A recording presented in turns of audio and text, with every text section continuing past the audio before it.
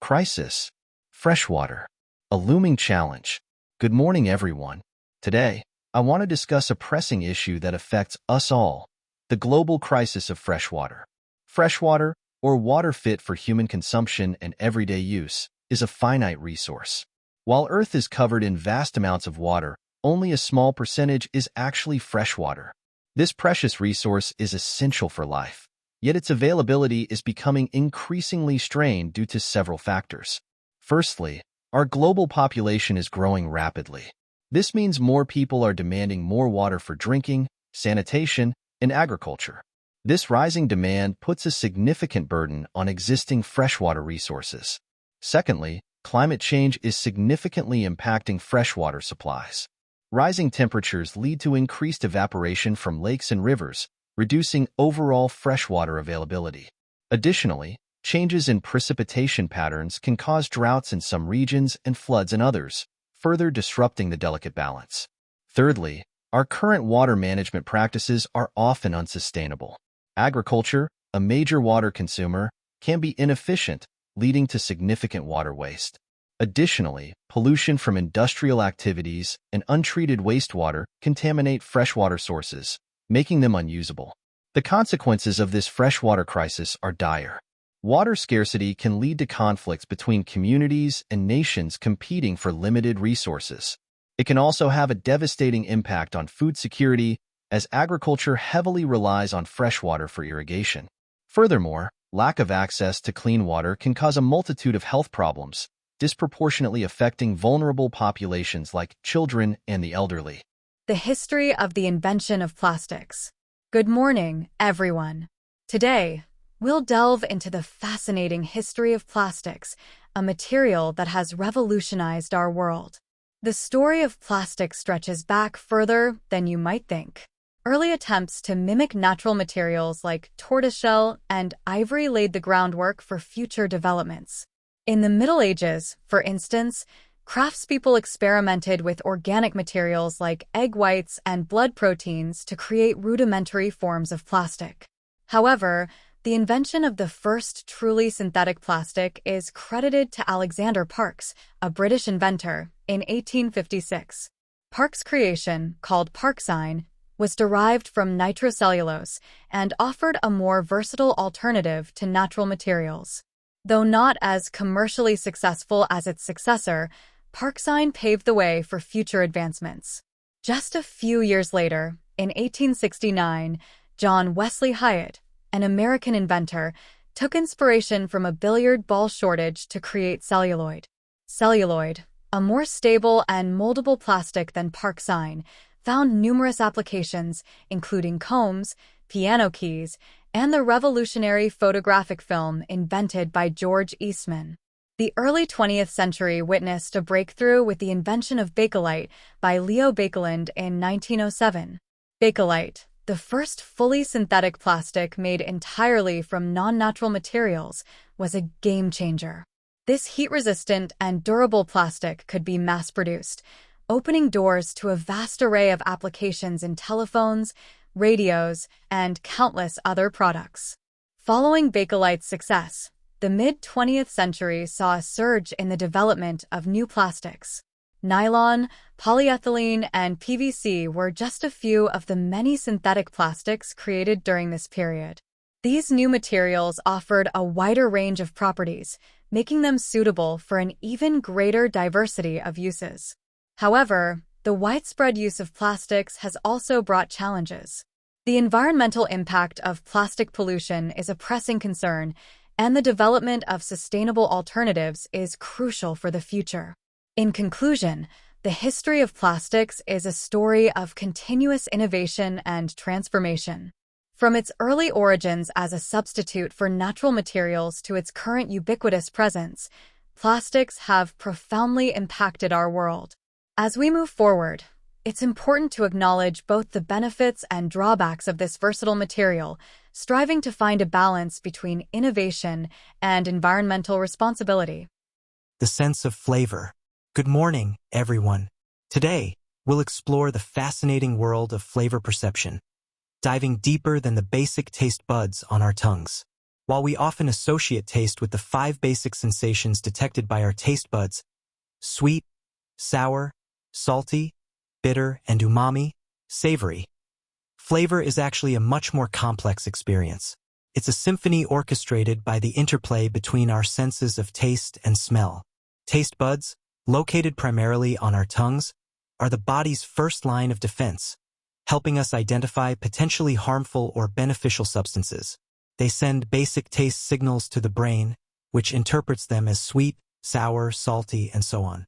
However, taste buds alone provide a limited perspective on flavor. The real magic happens when we bring smell into the equation. The aroma of food arises from volatile molecules released as we chew. These molecules travel up the back of the throat to the olfactory epithelium, a region high in the nasal cavity lined with smell receptors. The brain integrates the information from taste buds and the olfactory epithelium, creating a complete picture of flavor.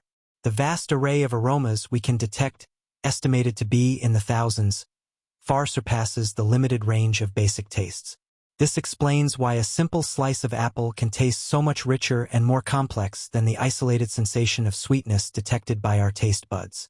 Several factors influence how we perceive flavor. Firstly, our individual biology plays a role. Variations in the number and sensitivity of taste buds and olfactory receptors can affect how intensely we experience different tastes and smells. Secondly, cultural background shapes our flavor preferences.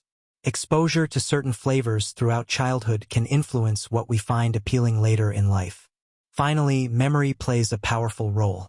Flavors can trigger strong emotional associations, making a familiar dish taste comforting or a new one seem strange. Understanding the science of flavor perception has numerous applications.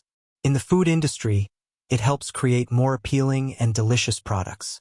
For those with taste or smell disorders, this knowledge can guide treatment and rehabilitation efforts. Additionally, flavor perception research can contribute to the development of new and improved artificial flavors. In conclusion, the sense of flavor is far more intricate than simply the 5 basic tastes. It's a beautiful collaboration between our senses of taste and smell, influenced by our biology, culture, and memories. As we continue to unravel the mysteries of flavor perception, we gain a deeper appreciation for the rich and complex world of taste. Votality Kills. Why stability matters. Good morning, everyone. Today's topic centers around a powerful concept, volatility. In simple terms, volatility refers to the tendency of something to fluctuate rapidly and unpredictably. This concept applies to various aspects of life, and as the phrase suggests, volatility can often have detrimental effects. Let's explore why stability is so crucial in several key areas. Firstly, economic volatility can be incredibly damaging.